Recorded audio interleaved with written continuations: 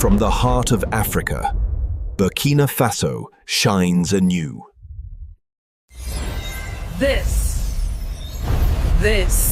The Africa spoke.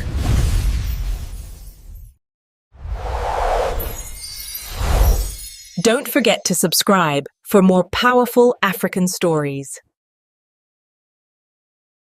I am Ibrahim Traoré, and I have seen the pain of my people, the fear in their eyes, the loss of their homes, the theft of their dreams. But I have also seen their strength, their courage, and together, we will rebuild Burkina Faso into a nation that stands tall, unafraid, and unstoppable. With those words, something stirred in a country many had written off as broken. The image that followed wasn't of soldiers marching or politicians cutting ribbons. It was of a green whirlwind sweeping across Burkina Faso, not to destroy, but to heal. In a world where so many nations wait for foreign loans to build bridges, where independence is postponed until permission is granted, something unusual was unfolding in West Africa. One quiet morning, without sirens, without orders, more than 100,000 citizens stepped into the streets. They didn't come to protest. They didn't carry banners or shout slogans. They came with brooms. From the bustling markets of Ouagadougou to the dusty roads of Gawa, they swept, scrubbed, and planted. There were no uniforms, only the pride of belonging. No foreign aid trucks rolled in, only the calloused hands of a people who had decided that waiting was over. It started with a whisper, not a decree. President Traoré didn't announce a massive government program or pose for cameras alongside foreign dignitaries. He simply said, "If you don't sweep your own doorstep, don't expect others to respect your nation." It was a statement so plain it could have been overlooked, yet it carried a weight that no budget or policy could match. This isn't just about sanitation. It's about resurrection, about a tired land finding its breath again through the will of its own people. And as the dust began to settle, a question began to rise, not just in Burkina Faso, but in communities around the world. If one sentence could move a nation to action, what could it do for yours? Before the first broom touched the ground, Burkina Faso's streets told a different story, one of neglect, resignation, and the slow erosion of pride. In Ouagadougou, Bobo-Dioulasso, and towns across the country, trash piled high along curbs and in drainage ditches. Canals meant to carry rainwater had long since become stagnant pools clogged with plastic bags and rotting waste. The air carried not only the sour smell of decay, but also the unspoken message that no one, not the government, not the community, was going to fix it anytime soon. Children played near black mosquito-filled water, oblivious to the health risks. Adults walked past with hunched shoulders, avoiding eye contact with the mess as if refusing to acknowledge it might somehow make it disappear. In these moments, the decay wasn't just physical, it was a reflection of something deeper. The learned helplessness of a people who had been told time and again to wait. Wait for aid. Wait for a program. Wait for someone else. Elders remembered a different time, when the first Saturday of every month meant neighbors swept together, not just for cleanliness, but for dignity. But decades of instability, coups, and broken promises had replaced that habit with a dangerous belief. That responsibility belonged to someone else. Complaints became custom. Blame became background noise. It was into this atmosphere that President Ibrahim Traoré stepped, not with fanfare, but with a sentence. He didn't create a new ministry, sign a foreign-backed agreement, or announce a billion-dollar budget. He simply said, "We cannot build a strong nation if we continue to live amid trash and dirty water." The power of that statement was in its simplicity. It didn't accuse. It didn't excuse. It invited, and it carried an unspoken challenge. If you want respect for your country, you must first respect it yourself. Within days, the whisper began to grow. Students postponed study sessions. Traders left their stalls. Mothers balanced brooms and buckets alongside the babies on their backs. Soldiers swapped rifles for shovels. Civil servants traded desk work for wall scrubbing. From Ouagadougou's crowded markets to Gawa's dusty lanes, the same sight repeated. Citizens bending to sweep, scrape, and plant. What began as small pockets of activity quickly turned into a wave. Entire neighborhoods organized themselves without waiting for instructions. Brooms, shovels, lime, and paint came not from a government warehouse, but from people's own pockets. No one asked for permission. No one waited for funding. The results were immediate and visible. In markets like Zogona and Larle, once infamous for filth, order replaced chaos. Trash heaps disappeared, replaced by flower beds and newly painted walls. Children were seen separating waste into pits, learning the habits of stewardship alongside their lessons in school. Women, many in their 60s, formed clean village committees, not because they were told to, but because they refused to let the momentum fade. Perhaps the most symbolic moment came on the third Saturday of the first month. Behind LA Market lay a drainage ditch, so black and stagnant it had become a landmark of despair. That afternoon, it flowed again for the first time in years, gurgling like a skeptical voice finally convinced. People who had stood on the sidelines for weeks, arms crossed, stepped forward. No one told them to.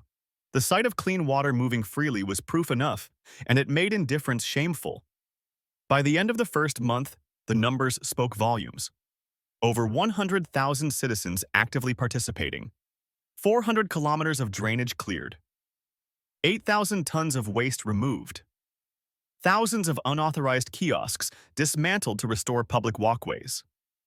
Tens of thousands of trees planted, lining streets, schoolyards, and clinics like fresh veins running through a once-tired body. Yet those statistics, as impressive as they were, could not fully capture the spirit of the movement. The real story was in the shared water bottles, the laughter of neighbors working side by side, and the quiet satisfaction of seeing a wall you painted dry in the sun. This was not a government project with a logo and a deadline. It was not a publicity stunt. It was, in the words of one participant, a people's uprising of care. And in every broom stroke, Burkina Faso was not just cleaning its streets, it was reclaiming its sense of ownership, its pride, and its identity. If the first weeks were a stirring of the nation's conscience, the following weeks were an eruption of collective action unlike anything Burkina Faso had seen in decades. The transformation from isolated cleanup efforts to a nationwide movement happened so fast that even those participating struggled to explain it. The turning point came not from a grand speech or a government decree, but from a single, undeniable truth taking root in the public mind. This street is mine. This market is ours. This country belongs to all of us. That shift in language was more powerful than any law. In Ouagadougou, entire market districts that once stank of rotting refuse began competing with each other to see whose stalls shone the brightest. Traders laid out goods on clean mats, sweeping their spaces not just in the morning but several times a day. In Bobo-Dioulasso, soldiers laid down their rifles and picked up shovels, clearing clogged canals that had been breeding grounds for disease. In Jibo and Gawa, regions often overlooked by national programs, men dug deep to reopen long-dead water channels, while teachers repainted blackboards with the same care as an artist restoring a treasured painting. The energy was contagious. Civil servants scrubbed public walls they had walked past indifferently for years. Women in their 60s organized Green Saturday rituals, leading groups of neighbors in sweeping streets and planting saplings. The laughter of children sorting recyclables became as common as the sound of traffic. This surge of activity did not happen in a vacuum. It was fueled by a subtle but critical decision from the government to step back from the spotlight and let the people own the process. Yes, municipal trucks hauled away collected waste and the army helped in unsafe areas, but no politician tried to claim the movement as their personal achievement. The credit stayed where it belonged, on the calloused hands of citizens. By the end of the second month, the numbers told one story. Kilometers of drainage cleared, tons of waste removed. But the atmosphere told another. Markets once synonymous with chaos had become models of order. Streets that had been dim and dangerous now smelled of fresh paint and flowers. Communities that had barely spoken to one another now greeted each other with pride in their shared work. Social media supercharged the momentum. Young people turned the campaign into a new kind of challenge. 30 days, 30 drains, or 100 trees in 100 days. Before and after photos flooded Facebook and TikTok, not as propaganda, but as proof. The most shared images weren't of dignitaries or ribbon cuttings, but of sweat-streaked faces and muddy hands holding brooms like flags. But with success came resistance, not from the people, but from old habits and entrenched mindsets. Some whispered, "This won't last, it's just for show." Others asked, "Where's the funding? It's not sustainable." Those who had long occupied public sidewalks with illegal kiosks or dumped waste into open canals bristled at the disruption of their routines. The response was neither punitive nor political. It was cultural. Illegal kiosks were dismantled not by faceless enforcement teams, but by neighbors, often with a hand on the shoulder and a quiet explanation, "We need running water so our children won't get sick." The shift wasn't about policing behavior. It was about creating a moral standard so strong that violations felt out of place. The campaign's impact also began to ripple beyond Burkina Faso's borders. Letters arrived from the diaspora, not with donations, but with promises. Burkina Faso communities in Paris, New York, and Accra pledged to organize similar cleanups in solidarity. "If our people back home are rising with brooms, we will not sit idle in the comfort of clean streets abroad," read one message from a community leader in Brooklyn. The international media took notice. South African news anchors called it Africa's Clean Revolution. Kenyan activists published essays on what their cities could learn from Burkina Faso's example. Delegations from Mali, Niger, and Ghana visited in person to observe and adapt the model. And for many in the region, comparisons to the spirit of Thomas Sankara, the legendary revolutionary who once told Burkina Faso to rely on themselves, were inevitable. Inside the country, the movement became a weekly rhythm. Green Saturdays turned into community rituals, complete with music, shared meals, and even competitions for the cleanest neighborhood. Schools added environmental stewardship to their curriculum. Mosques and churches wove cleanliness into sermons, framing it as not just civic duty but spiritual devotion.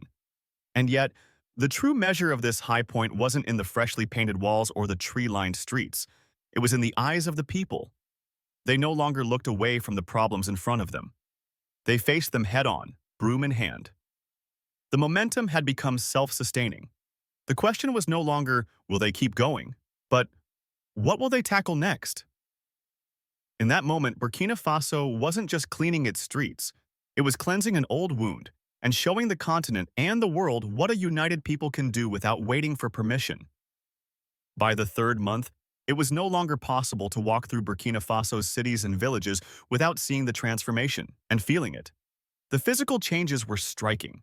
Streets once lined with piles of garbage now gleamed under fresh coats of paint. The air, once thick with the stench of decay, carried the scent of wet earth and blooming trees. In the rainy season, water flowed freely through channels that had been clogged for years.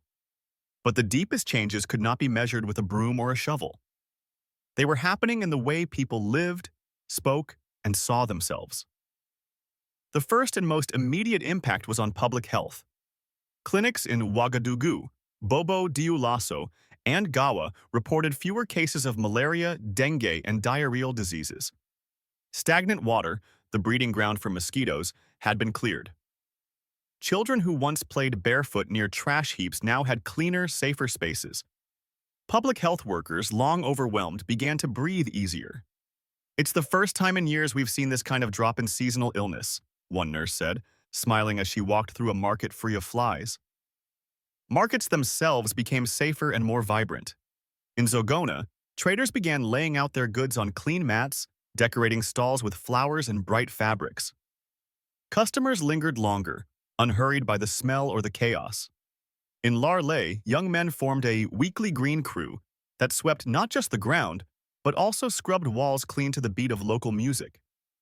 For vendors, this wasn't just about pride. It was about business. Cleaner, more orderly spaces attracted more buyers. Schools felt the ripple effects too. When students were involved in digging waste pits or planting trees, attendance improved. Teachers noticed a shift in behavior. Students showed more respect for their classrooms and grounds. When they help clean, they protect what they've cleaned, a headmaster in Jibo explained. The campaign also generated unexpected economic benefits. While many of the cleanup jobs were temporary, collecting, transporting, and sorting waste, they provided income for thousands of underemployed citizens. Some participants turned their efforts into small recycling businesses. Others were hired by municipalities to maintain newly cleared areas. What began as voluntary service quietly became an economic ripple. Politically, the campaign began to bridge a divide that had long seemed unbridgeable. the gap between government and people. In a region where distrust of leaders runs deep, the sight of municipal workers and army personnel working alongside ordinary citizens broke down walls of suspicion. Environmental committees weren't packed with elite bureaucrats. They were led by retired teachers, mosque elders, market women. The government provided tools and trucks, but not orders or scripts. And in that absence of top-down control, something rare emerged: mutual respect. The change in civic culture was just as significant as the physical cleanup. Where people had once said, "That's the government's job," they now said, "This is our street, our market, our country." In neighborhoods across Ouagadougou, residents formed their own maintenance schedules. In villages, elders began asking children how they had served the land that week. And in churches, mosques, and temples, religious leaders began connecting cleanliness with spiritual duty, making it part of the moral fabric of community life. But the movement's success also attracted challenges. Old habits and vested interests didn't vanish overnight. Some business owners who had encroached on public walkways resisted giving up space. In a few markets, skeptics muttered that the enthusiasm would fade. But the community's response was calm and firm. Illegal structures were dismantled by neighbors, not enforcement squads. Disputes were settled with explanations and handshakes, not fines and threats. In this way, the cleanup effort avoided the bitterness that often follows government crackdowns. The social unity fostered by the campaign had another, subtler political impact. It began to shift the conversation about national development. Instead of focusing solely on foreign aid, loans, or large-scale infrastructure projects, citizens started asking what they could achieve with their own resources. This self-reliant mindset echoed the ideals of Thomas Sankara, the revolutionary leader who had once urged Burkina Faso to produce what they consumed and consume what they produced. International observers noticed. Delegations from Mali, Niger, and Ghana came to study the initiative. Kenyan and South African media called it a model for development through character, not charity. And in the Burkina Faso diaspora, from Paris to Brooklyn, communities organized parallel cleanups, posting photos and videos as a show of solidarity. Yet, perhaps the most profound political effect was internal, the belief that change is possible without waiting for permission. As one elderly man in Bobo-Dioulasso put it, leaning on his broom, "When you clean your street, you start to believe you can clean anything, including your country." By this stage, the sanitation campaign had evolved far beyond its original form. It was no longer a burst of civic enthusiasm. It was a living institution, woven into the routines, the conversations, and the very identity of Burkina Faso. And while its tools were humble, brooms, shovels, buckets, the political and social transformation they fueled was anything but small. Beyond Burkina Faso's borders, the story of a broom-led revolution began to ripple across continents. African media framed it as a rare victory of people over apathy. South African anchors called it Africa's clean revolution, while Kenyan activists penned op-eds asking, "If Burkina Faso can do this without aid, what's stopping us?" Delegations from Mali, Niger, and Ghana traveled to witness the transformation firsthand, returning home with plans to replicate the model in their own cities. For older Africans, the campaign evoked memories of Thomas Sankara's leadership in the 1980s, when the young revolutionary renamed the country from Upper Volta to Burkina Faso, land of upright people, and championed self-reliance over foreign dependency. Sankara had told farmers to grow their own food, sold the government's luxury cars, and turned tree planting into a civic duty. His ideals seemed to live again in the quiet revolution led by Ibrahim Traoré. Only this time, the people themselves were the driving force. The international response wasn't just admiration, it was reflection. Across the Burkina Faso diaspora, from Paris to New York to Accra, communities organized their own cleanups in solidarity. In Brooklyn, a Burkina Faso community leader wrote, "If our people back home are rising with brooms, we will not sit idle in the comfort of clean streets abroad." And then came the unexpected resonance in America. In cities like Detroit, Baltimore, and New Orleans, places where older residents remember when neighborhoods took pride in their front steps and corner stores, the story hit a nerve. Viewers over 60 wrote comments recalling block cleanups, community gardens, and summer repainting drives that had long since faded. The comparison was unavoidable. Both in Burkina Faso and in parts of America, communities had learned to wait for government programs, for funding, for someone else to fix the problem. And in both places, that waiting had cost them pride, unity, and control over their environment. For American viewers, especially those who had lived through eras of strong neighborhood bonds, the question became personal. When did we stop sweeping our own doorsteps? The Burkina Faso example wasn't framed as foreign inspiration. It was a mirror, showing what happens when people decide to start with what they have, where they stand. Globally, the message was clear. Development is not always built with massive budgets or grand infrastructure. Sometimes, it starts with the simplest tools: a broom, a shovel, a bucket, and the belief that dignity is not granted but made one act at a time. The dust has settled, the drains run clear, and the streets of Burkina Faso look cleaner than they have in years. But the real cleanup, the one that matters most, has only just begun. Because this was never just about trash. It was about sweeping away the residue of dependency, the weight of waiting, the habit of believing change must come from somewhere else. History shows that momentum can fade. The danger now is not that people will forget how to sweep, it's that they will forget why they started. Old habits are patient. They wait for fatigue, for distraction, for the slow return of someone else will do it. Without vigilance, the painted walls will peel, the drains will clog, and the broom will once again lean in the corner, gathering dust instead of removing it. That's why this movement must grow beyond an event into a culture, one that survives changes in leadership, economic hardship, even political storms. If it remains in the people's hands, no government can kill it, and no crisis can wash it away. For those watching from abroad, especially in America, this is not just a story from Africa. It's a reminder of what many of us once knew. There was a time when neighbors fixed their own fences, swept their own sidewalks, and planted trees not for recognition but because it was the right thing to do. If Burkina Faso can reclaim that spirit after decades of instability, why can't we? So I'll ask you, what is the broom in your hand? What corner of your community needs sweeping? What forgotten pride is waiting to be picked up again? Change rarely begins with big budgets or breaking news. Sometimes it begins with dirt under your fingernails and the sound of a street made whole. Please share if you feel that you are one of the first to know about and support President Ibrahim Traoré.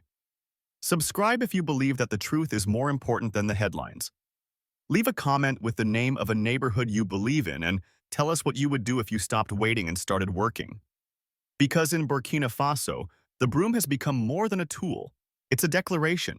And declarations once made have the power to change not just a street, but a nation.